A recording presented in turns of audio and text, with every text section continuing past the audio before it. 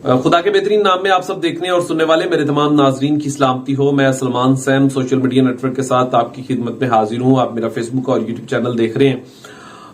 PDM और उनसे मोहब्बत करने वाले इस वक्त इलेक्शन क्यों नहीं करवाना चाहते, इसकी ग्राउंड रियलिटी क्या है? इस वक्त इमरान खान साहब के साथ किसी भी महाज पे पीडीएम और उनको लाने वाले इस इम्पोर्टेड सरकार को मुकाबला क्यों नहीं कर पा रहे, इसकी तमाम वजूहात आज के अपने इस व्लॉग में आपको बताने जा रहा हूं। आपको याद होगा जिस दिन इमरान खान साहब के खिलाफ अदम इत्माद पेश की गई थी और खास तौर पर जब इस रजीम चेंज ऑपरेशन का आगाज हुआ तो सबसे पहले तो यही सोचा गया था कि इमरान खान साहब को जैसे ही हम इक्तदार से निकालेंगे तो लोग भूल जाएंगे। और मैं भी ये जाती तौर पर ये बात मानता हूं कि अगर इमरान खान साहब अपना इक्तदार की जो मुद्दत थी अगर वो कंप्लीट करते तो वो कभी भी दोबारा, मेरी जाती राय थी कि जितनी आज उनकी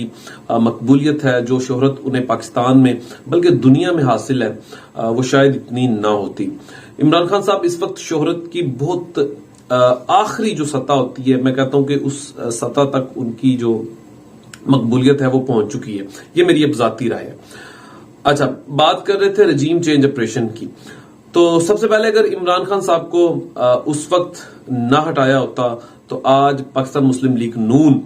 वक्त की मकबूल तरीन जमात होती और इसमें कोई दो राय नहीं होती। और क्योंकि जो नवाज शरीफ साहब का बयानिया है अब उसमें जान डल जानी थी, क्योंकि महंगाई जो पीडीएम के हाथों हुई है वो ही तमाम मामला जो थे वो इमरान खान साहब के हाथ से होने थे। लेकिन इसमें कुछ चीजें आवाम को जरूर समझ आ गई, क्योंकि माजी में जिस तरीके से नून लीग और पाकिस्तान पीपल्स पार्टी एक दूसरे के खिलाफ इलेक्शन लड़ते थे, एक दूसरे के खिलाफ ये महाज को खोलते थे, जिस तरीके से ये लाड़काना की सड़कों पर घसीटने की बातें किया करते थे और जिस तरीके से माजी में पाकिस्तान मुस्लिम लीग नून ने बेनजीर साहबा के साथ जो हरकत की हैं, तो ये तमाम मामलात को लेकर ये एक दूसरे के सियासी हरीफ थे। लेकिन इमरान खान साहब को निकालने के लिए और इमरान खान साहब का मुकाबला करने के लिए ये तमाम लोग जो हैं वो एक पेज पे आ गए, जिसमें एमक्यूएम भी शामिल है, इसमें और बहुत सारी जमातें भी हैं जो कि एक खास मकसद के लिए जिनको इक्तदार में लाया जाता है। तो इसके बाद फिर इमरान खान साहब की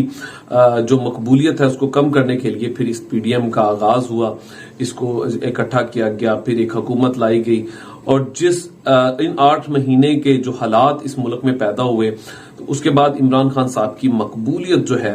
उसमें इतना ज्यादा इजाफा हो गया कि जो महाज भी इमरान खान साहब के खिलाफ इन्होंने खोलने की कोशिश की उल्टा इनको मुंह की खानी पड़ी। अब आते हैं इलेक्शन ना करवाने की वजह। आपको पता है कि प्राइम मिनिस्टर के अंडर भी बहुत सारी एजेंसियां होती हैं और बहुत सारे लोग उनके नीचे काम कर रहे होते हैं, तो एक एक पल की रिपोर्ट वजीर आजम पाकिस्तान के पास मौजूद होती है। और इस वक्त के जो इम्पोर्टेड सरकार के जो वजीर आजम हैं मियां मोहम्मद शहबाज शरीफ साहब जो हैं वो इस वक्त इक्तदार में बैठे हुए हैं। तो इक्तदार में बैठे हुए इन लोगों के पास वो तमाम रिपोर्ट्स जो हैं वो लम्हा बलम्हा इनके पास आती हैं और इस वक्त जो ग्राउंड रियलिटी है, इनके बड़े बड़े नाम अपने ही इलाकों से बड़े बुरी तरीका से हार रहे हैं। अगर मैं बात कहूं मियां मोहम्मद शहबाज शरीफ साहब की खुद की अगर बात कहूं तो अगर ये खुद भी आकर अब इलेक्शन लड़े तो मुझे नहीं लगता, अगर इलेक्शन बशर्ते इलेक्शन अगर बिल्कुल ईमानदारी के साथ अगर करवाए जाते हैं तो ये इलेक्शन खुद भी नहीं जीत सकते। इन रिपोर्ट्स के बाद अब तक की जो ताजा तरीन सूरत हाल है तो पाकिस्तान तरीके इंसाफ पाकिस्तान की सबसे मकबूल तरीन जमात बन चुकी है। ये बात मैं बार बार करता हूं कि अब अगर नवाज शरीफ साहब खुद भी पाकिस्तान आ जाए, आकर वो पाकिस्तान के तमाम जो हल्के हैं, इंतखाबी हल्के हैं, चाहे वो सूबाई पर भी मैं चैलेंज देता हूं आके ये इलेक्शन लड़ लें, तो मुझे नहीं लगता कि वो अब इमरान खान साहब का मुकाबला कर सकते हैं। अगर ये 1-on-1 भी मुकाबला करे और ये पाकिस्तान के तमाम लीडर्स एक साइड पे हो जाए और इमरान खान साहब को अकेला एक सीट इनका मुकाबला करना पड़े तो वो फिर भी इनसे काफी ज्यादा मकबूल तरीन लीडर जो है वो बन चुके हैं। इमरान खान साहब से मुकाबला करने के लिए अब एक नई हिकमत अमली जो है वो अब अपनाई गई है। वो आप जानते हैं ऑडियो और वीडियोस का स्कैंडल्स, लेकिन ये भी हरबे जो है वो किसी तरह इनके काम नहीं आ रहे।